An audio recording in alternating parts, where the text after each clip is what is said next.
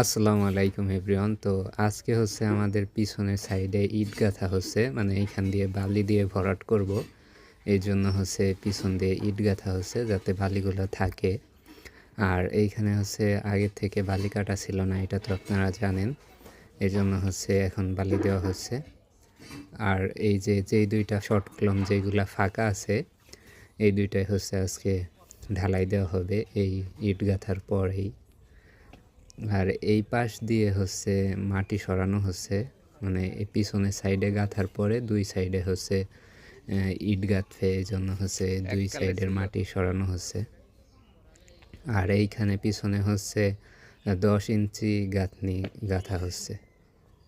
আর ওই পাশে হচ্ছে গতকালকের যেই শর্ট কলমের ঢালাই দেওয়া হয়েছিল ওইগুলা খুলতেছে, যে শর্ট কলমের কালকে যেই ঢালাইগুলা দিছিল ওইগুলা।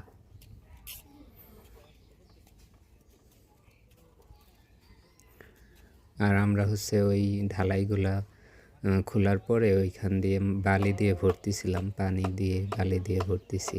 আর এইখানে হচ্ছে এই যে এখন আজকের মতো হচ্ছে এই পিছনে সাইডে যেই ইট গাঁথা হয়েছিল ওই ইট গাঁথার পরে এই যে এই খালি যেই দুইটা শর্ট কলম বাকি ছিল ওই দুইটা আজকে এখন ঢালাই দিয়ে আজকের মতো কাজ এইখানেই শেষ করবে। তো এই ছিল আজকের ভিডিও। আসসালামু আলাইকুম।